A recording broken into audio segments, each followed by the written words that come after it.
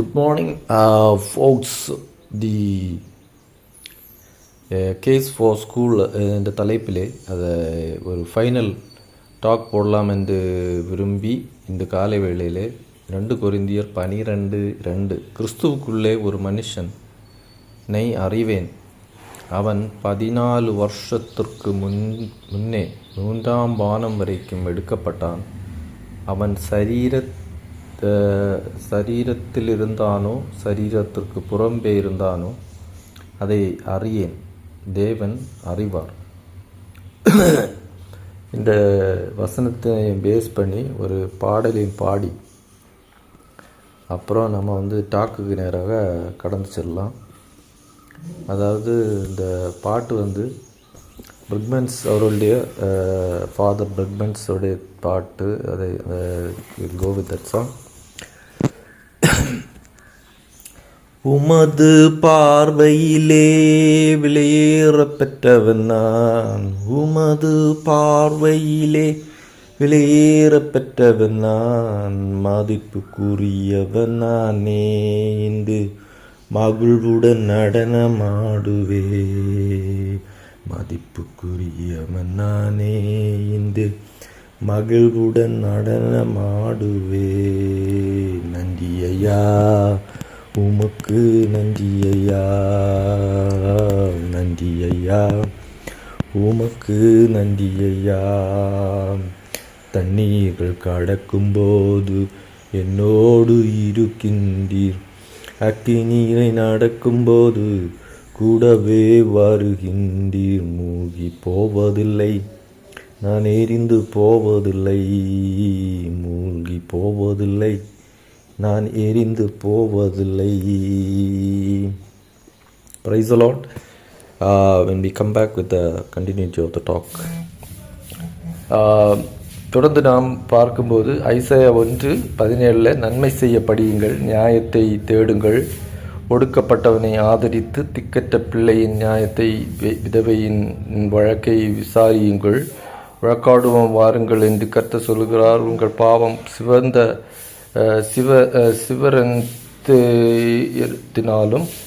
சிவரத்தினத்தினாலும் உறைந்த மழையை போல் வெண்மையாக்கும் ஆகும். அவைகள் இரத்தாம்பரம் போல் சிவப்பாக இருந்தாலும் பஞ்சை போல் ஆகும் என்று இந்த வாக்குத்தத்தம் கூறி கர்த்தர் இந்த திக்கற்ற மக்களை எரேமியா தீர்க்கதரிசியின் மூலம் 3:12 கூட அவர் என்ன சொல்லுகிறார் என்றால், தேவன் பாவத்தினால அவர் கோபம் ரொம்ப நாள், நான் உங்கள் மேல் என் கோபத்தை இறக்க பண்ணுவதில்லை, நான் கிருபை உள்ளவர் என்று கர்த்தர் சொல்லுகிறார். நான் என்றென்றைக்கும் கோபம் வைக்க மாட்டேன் என்று அவர் இது பாவம் செய்கிறவர்கள், அதாவது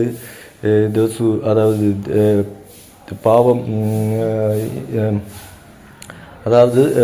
திக்கற்ற பிள்ளைகளை அவர்கள் மற்ற எப்படி ஜட்ஜ் பண்ணுறாங்களோ அவங்களுக்கு எதிராக தேவன் எப்படி வழக்காடுகிறார் என்று தொடர்ந்து நாம் பார்க்கும்போது எரேமியா 11:20 என்ன எரேமியா தீர்க்கதரிசியின் மூலம் என்ன பேசுகிறார் என்றால், சேனைகளின் கர்த்தாவே, உள்ளந்திரியங்களையும் இருதயத்தையும் சோதித்தருகிற நீதி உள்ள நியாயாதிபதியே, நீர் அவர்களுக்கு நீதி சரி கட்டுகிறதை பார்ப்பேனா?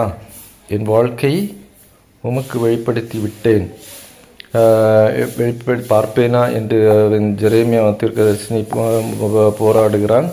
தொடர்ந்து நம்ம பார்க்கணும்னா எரேமியா 20:18 எரேமியா சொல்கிறான், என் வருத்தத்தையும் சஞ்சலத்தையும் கண்டு என் நாட்கள் வெட்கமாய் கழிக்கும்படி நான் கர்ப்பத்திலிருந்து வெளிப்பட்டது என்ன, நான் தாயின் கர்ப்பத்திலிருந்து வெளிப்பட்டது என்ன அப்படின்னு சொல்லி, நீர் நீர் நாவு தருகிறீர், நீர் எனக்கு வாக்கு தருகிறீர், நீர் என்னை அழைக்கிறீர் என்றால், நீர் எல்லாம் செய்கிறீர் என்றாலும் நீர் என்னை கர்ப்பத்திலிருந்து வெளிப்படுத்த என்ன என்று ஒரு கேள்வி. நீர் எனக்காக வழக்காடுவீரோ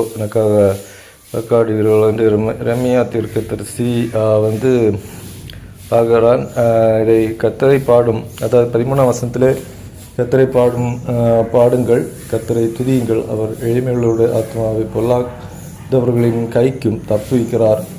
ஸோ கர்த்தர் is going to do victory அதை 11ஆம் வசனத்திலே கர்த்தரோ பயங்கரமான பராக்கிரமசாலி என்னோடு இருக்கிறார். நம்ம நம்பிக்கைப்பட வேண்டியது கர்த்தர் நம்மளோட தான் இருக்கிறார். ஆகையால் என்னை துன்பப்படுகிறவர்கள் மேற்கொள்வதில்லை, கொள்ளாமல் இடறுவார்கள். தங்கள் காரியங்களை வாய்க்காதபடிக்கு மிகவும் வெட்கப்படுவார்கள். மறைக்கப்படாத நித்திய லட்சிய அவர்கள் உண்டாகும் என்று கூறப்பட்டிருக்கிறது. சங்கீதக்காரன் திருப்பியும் சங்கீதம் 84 இல்லை நம்ம படிக்கும்போது, தேவனாகிய கர்த்தர் சூரியனும் கேடவுமானவர், கர்த்தர் கிருபையும் மகிமையும் அருளுவார், உத்தமமாய் நடக்கிறவர்களுக்கு நன்மை வழங்காதிரார், சேனைகளின் கர்த்தாவை உம்மை நம்புகிற மனுஷன் பாக்கியவான் என்று நம்பிக்கையாக இங்கே நாம் சங்கீதக்காரன் புலம்பியிருக்கிறது பார்க்கிறோம். மேலும் என் ராஜாவும் 3வது வசனத்தில், என் ராஜாவும் என் தேவனுமாகிய சேனைகளின் கர்த்தாவே, உம்முடைய பீடங்களில் அடைக்கலான் குருவிக்கு வீடும் தகைவிலான் குருவிக்கு தன் குஞ்சு வைக்கும் கூடும் கிடைத்ததே. உம்முடைய வீட்டில் வாசமாயிருக்கிறவர்கள் பாக்கியவான்கள், அவர்கள் எப்போதும் உம்மை துதித்து கொண்டிருப்பார்கள் என்று நம்பிக்கை சொல்லியிருக்கிறான். என் ஆத்மா 2வது வசனம், என் ஆத்மா கர்த்தருடைய ஆலய பிரகாரங்களின் மேல் வாஞ்சியா தவனமுமாயிருக்கிறது. என் இருதயம் என் மாம்சமும் ஜீவனுள்ள தேவனை நோக்கி கம்பீர சத்தமிடுகிறதை நீர் கண்டீர் அல்லவா. இன்னும் உம்முடைய வாசற்படியிலே நின்று கம்பீர சத்தமாய் நான் துதிப்பேன். ஜெரமியா 20:13 பாடல்கள் மூலம் துதிப்பேன் என்று வெற்றிகரமான ஒரு நம்பிக்கையை இங்கே கூறியிருக்கிறதை நாம் பார்க்கிறோம். தொடர்ந்து நம்ம அதாவது 1 தீமோத்தேயு 4:7 and 8, நல்ல போராட்டத்தை போராடினேன், ஓட்டத்தை முடித்தேன், விசுவாசத்தை காத்து கொண்டேன், இது முதல் நீதியின் கிரீடம் எனக்காக வைக்கப்பட்டிருக்கிறது, நீதி உள்ள நியாயாதிபதியாக கர்த்தர் அந்நாளிலே அதை எனக்கு தந்தருளுவார். எனக்கு மாத்திரமல்ல, அவர் பிரசன்னமாகுதலை விரும்பும் யாவருக்கும் அதை தந்தருளுவார். இப்போது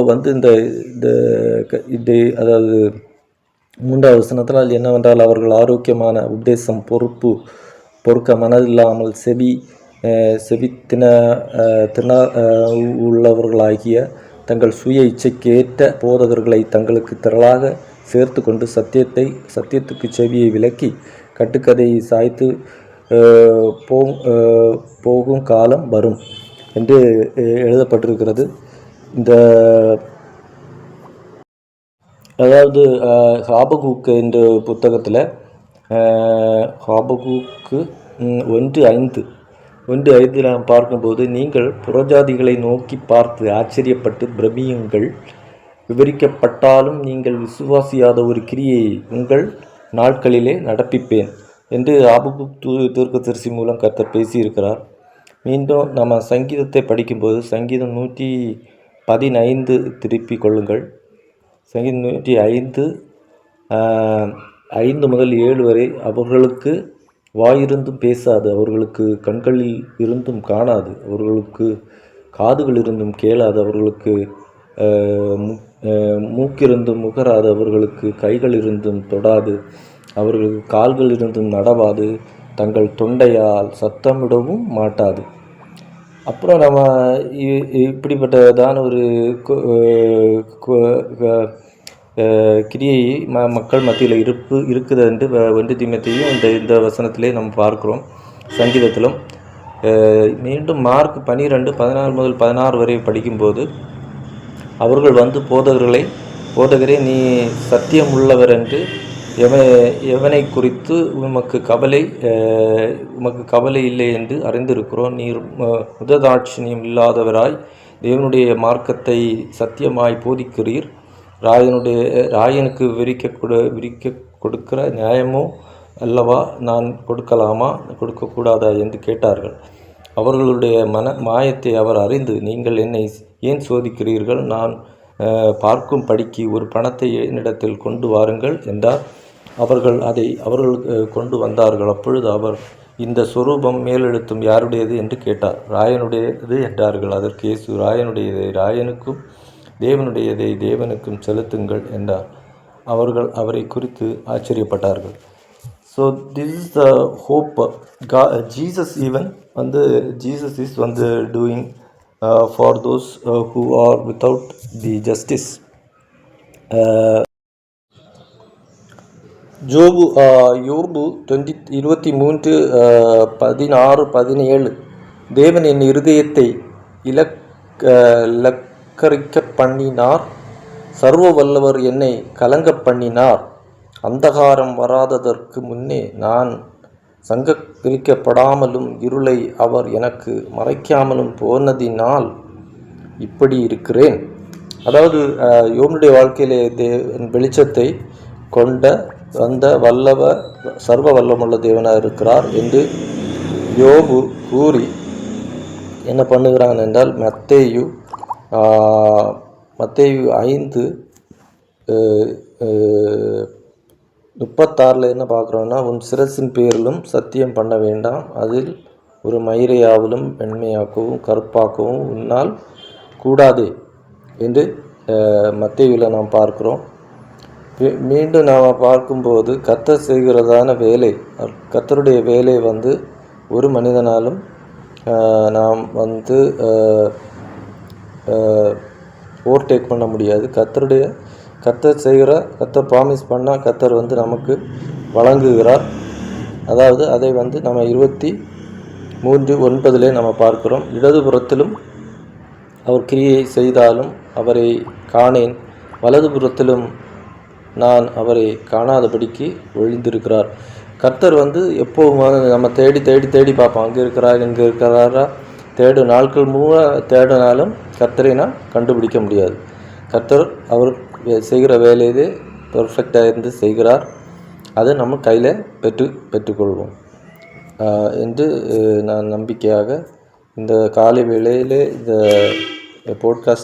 என்னுடைய போட்காஸ்ட்டை நீங்கள் பார்க்குறவர்களுக்கு இதை நம்பிக்கையாக கூறுகிறேன். கர்த்தருடைய சத்தத்தை மீறுகிறவர்களுக்கு வருகிற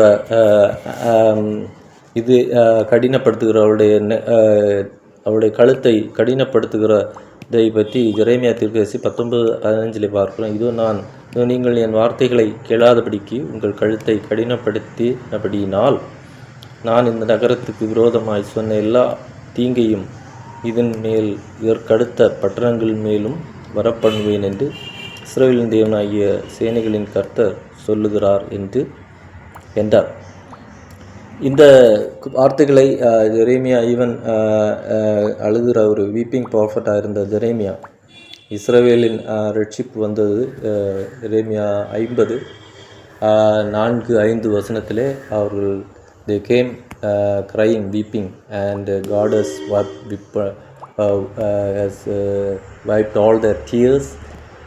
இன்னும் சங்கீதம் 126